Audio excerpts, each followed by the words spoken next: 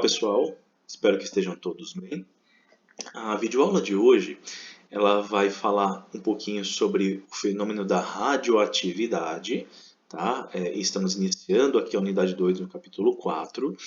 É um fenômeno bastante interessante que remonta à configuração ou às características, né, de um átomo. Legal? Bom, material na mão e vamos nessa. Mas antes da gente falar de radioatividade, vamos primeiro praticar um pouquinho mais sobre pressão osmótica que a gente viu na aula anterior.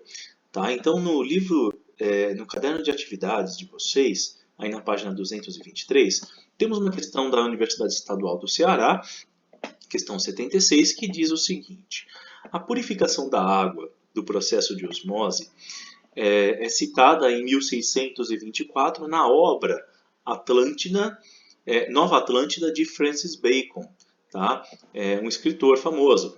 A dessalinização de uma solução de sulfato de alumínio pelo processo citado acima ocorre utilizando-se uma membrana semipermeável, né? Como todo processo de osmose faz uso de uma membrana semipermeável.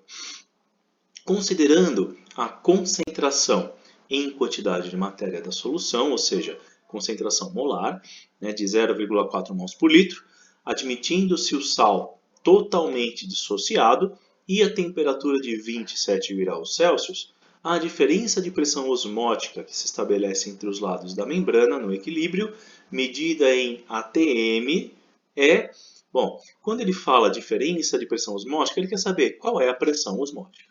Legal, gente? Então, vamos lá. Para começar, nós temos o sulfato de alumínio, né, como o sal que nós queremos trabalhar nessa questão aqui. O sulfato de alumínio, ele é um sal iônico, tá, gente? O sulfato de alumínio é um sal iônico, de modo que, quando dissolvido em água, ele produz cátion e ânion, tá certo? E nessa proporção são 2 cátions de alumínio, tá lá, 2 de alumínio, e 3 ânions sulfato, olha só, certo? Então, destacando aqui os coeficientes estequiométricos, nós temos que 1 mol de sulfato de alumínio produz 2 mols de cátions e 3 mols de ânions. Isso significa que o Q, aquele fator que a gente vai utilizar na nossa equação, é igual a 5. Por quê? Porque 1 mol dessa substância forma 5 íons no total. Beleza? Então Q é igual a 5. Agora, vamos lá. A concentração molar dessa solução é de 0,4 mols por litro. Tá lá. Então temos que o M, a concentração molar, é 0,4 mols por litro. Temos também que a temperatura dessa solução é de 27 graus Celsius. Isso significa que, convertendo para Kelvin, nós temos uma temperatura de 300 Kelvin. Beleza? Esses 27 graus Celsius correspondem a 300 Kelvin na escala Kelvin. Beleza? Bom, temos lá também outra informação, que essa está subentendida no texto, né? Admitindo-se o sal totalmente dissociado. Isso significa o quê? Que o alfa que nós vamos utilizar ali na equação do fator de Van 't Hoff, o alfa é igual a 1. Significa que todo sal está dissociado.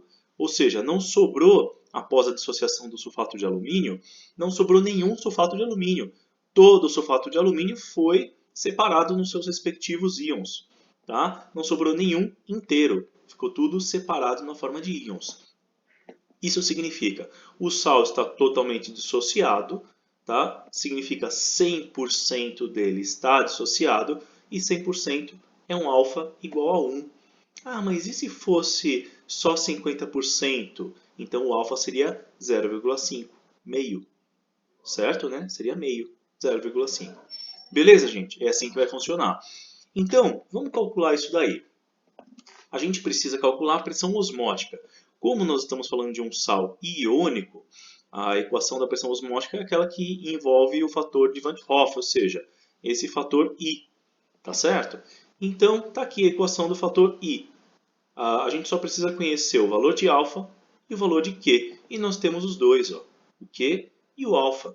Então, substituindo esses valores na equação de I, vamos calcular o fator de Van 't Hoff. Lembrando, gente, aqui ó, nesse passo existe uma propriedade distributiva, né? O 1 multiplica o 5 e o 1 multiplica o menos 1, certo? E, por fim, calculando o restante, Isso dá um fator de Van 't Hoff igual a 5. Exatamente igual a 5, um número inteiro. Jogando esse valor de I na equação da pressão osmótica e substituindo o restante dos valores, temos lá o seguinte. Lembrando que esse R ele é o valor da constante dos gases, né? A constante dos gases ideais. Ou 0,082 quando a gente quer a pressão osmótica, né, em atm. Legal? Então o valor a gente já conhece. Beleza? Já usamos bastante. Está lá a concentração molar, a constante dos gases, a temperatura em Kelvin e o fator de Van 't Hoff que acabamos de calcular. Multiplicando tudo isso, chegamos no valor de π igual a 49,2 ou 49,20 atm de pressão osmótica. Gente, esse é um valor de pressão bastante elevado. Claro, nós não percebemos isso quando colocamos a membrana lá para sofrer o processo de osmose. Mas, de fato, é uma pressão bem elevada. Tá certo, gente? Tranquilo, né? Então, olhando nas alternativas, temos a alternativa B, 49,20 atm. Ok? Tranquilo, né? Agora vamos para o tema da videoaula de hoje de fato, ou seja, radioatividade. Tá certo? Para começar, gente, a radioatividade, ela foi primeiramente, um dos primeiros cientistas que estudaram o fenômeno da radioatividade foi o físico alemão, o Wilhelm Röntgen. Tá? Gente, é impressionante a semelhança dele, a semelhança minha com ele, né? Eu acho que sou eu aqui de barba e cabelo. Mas vamos lá. Agora, a diferença é que ele foi brilhante, tá, gente? O que Röntgen fez? Ele utilizou a famosa ampola de Crookes, né, nos experimentos que levaram à descoberta do elétron por Joseph John Thomson. Tá? Ele usou a ampola de Crookes e, com isso, ele acabou percebendo o seguinte.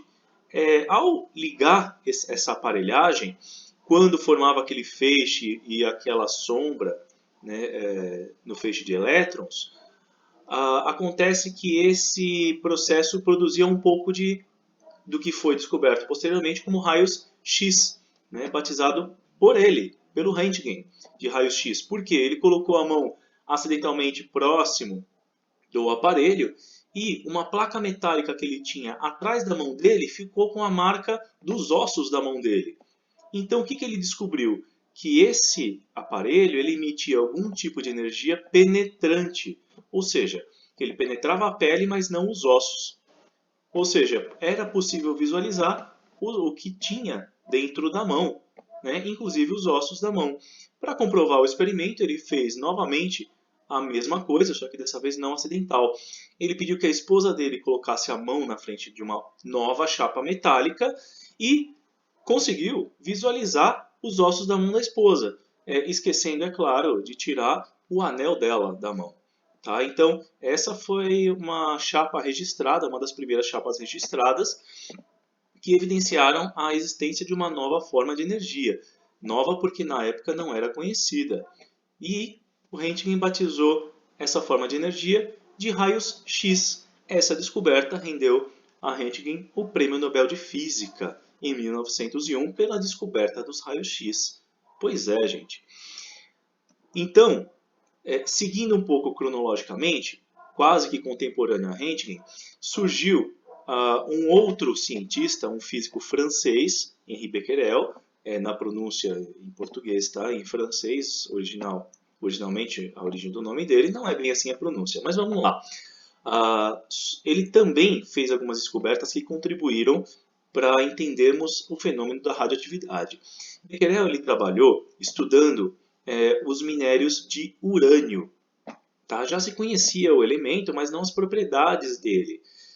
O que acontece é que o minério de urânio, conforme ele estudava o material, ele colocou acidentalmente o minério em cima de um pedaço de papel, né, em cima de algumas anotações dele, inclusive. E percebeu que depois de algum tempo, o minério deixava uma marca, como se fosse uma chapa, semelhante à do raio-x, mas era um simples papel. Tá? Essa marca é como se fosse um pedaço queimado pelo minério de urânio. Claro, ele manuseava isso com a mão porque ele não sabia que existia uma forma de energia potencialmente perigosa. tá?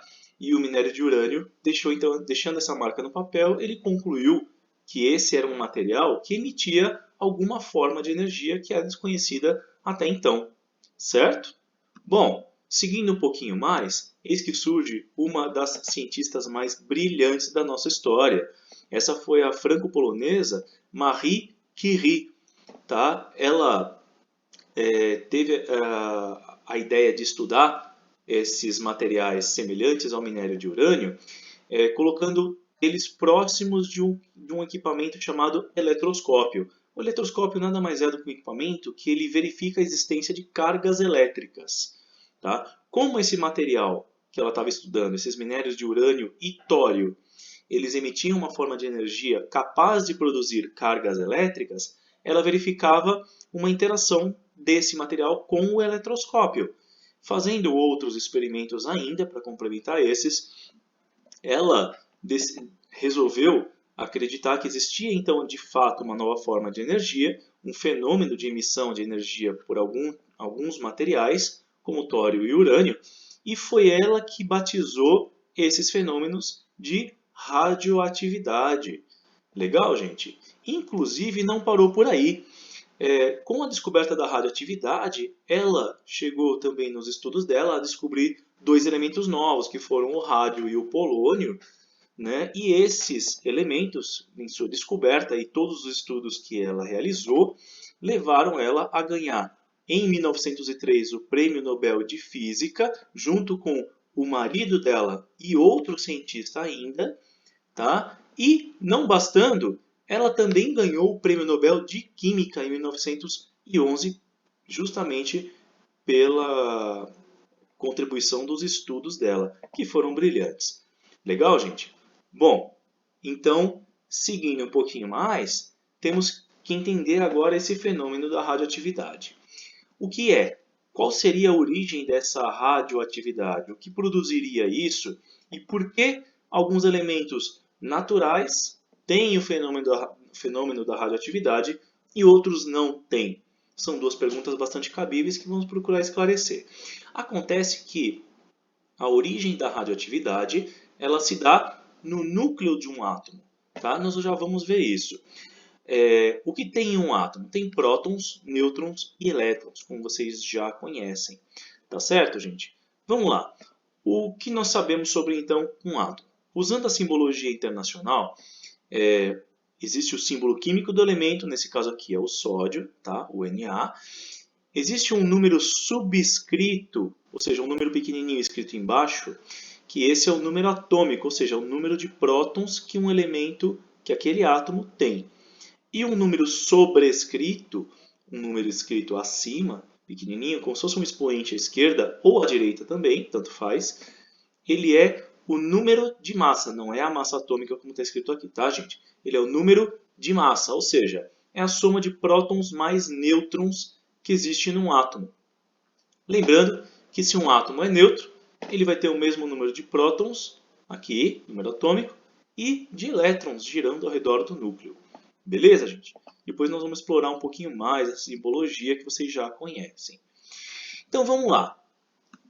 Acontece, gente, que a radioatividade ela tem origem fundamentalmente no núcleo atômico. Então, essa imagem que foi retirada do material de vocês, ela na prática ela não se refere ao átomo, mas sim ao núcleo de um átomo. É como se não estivéssemos enxergando, como se nós estivéssemos ignorando a existência dos elétrons. Vamos ignorar que eles estão ali, eles estão, mas estamos ignorando eles. Porque o fenômeno da radioatividade provém do núcleo de um átomo, onde estão os prótons e nêutrons. Os prótons são as partículas positivas, os nêutrons são as partículas neutras, sem carga, certo? Então, um núcleo radioativo ele é um núcleo essencialmente instável, tá certo? E esse núcleo ele é conhecido também pela palavra nuclídeo. Tá? Quando ele é um núcleo radioativo, ele é chamado também de nuclídeo. Então, o que é um nuclídeo ou um núcleo radioativo? Ele é um núcleo de um átomo que é instável. Tá? Normalmente, pelo excesso de partículas no núcleo, quando ele tem muitos prótons e muitos nêutrons, ele começa a descarregar energia, tá? Na forma de energia eletromagnética, energia pura, tá? Ou seja, luz ou infravermelho, ultravioleta, gama, raio-x, eventualmente, tá? Ondas de rádio. Então, são todas energias eletromagnéticas, tá? Ou, como também, ele pode disparar partes do próprio núcleo, tá? Ele remove parte do próprio núcleo disparando como se fosse uma bala, como se fosse um revólver disparando um projétil, tá? E, nesse caso, é radiação na forma de partícula. Ou seja, radiação tem duas formas, ou na forma de energia pura, ou na forma de partícula. E essa partícula geralmente é disparada com grande energia, ou seja, muito rápida. Como se fosse um tiro, tá certo? Ele pode disparar uma partícula ou um agregado de partículas provindas do núcleo. Tá certo, gente? Vamos então entender o conceito. Radioatividade, ele é um fenômeno natural, certo? Ele é natural. Ele ocorre espontaneamente pela emissão de partículas ou pela emissão de energia. Tá certo? Beleza, gente? Então, aqui, cuidado com esse conceito, tá, gente? Ou radiações, não. Radiação é ou energia ou partícula emitida por um núcleo atômico instável. Beleza? Bom, então, para a gente praticar, precisamos resolver alguns exercícios. No entanto, para a aula não ficar muito longa, deixamos essa resolução para as próximas aulas. Tranquilo, gente? Bom, muito obrigado pela atenção de todos, espero que tenham entendido. Até a próxima videoaula e que a força esteja com vocês. Valeu, gente, um abração a todos.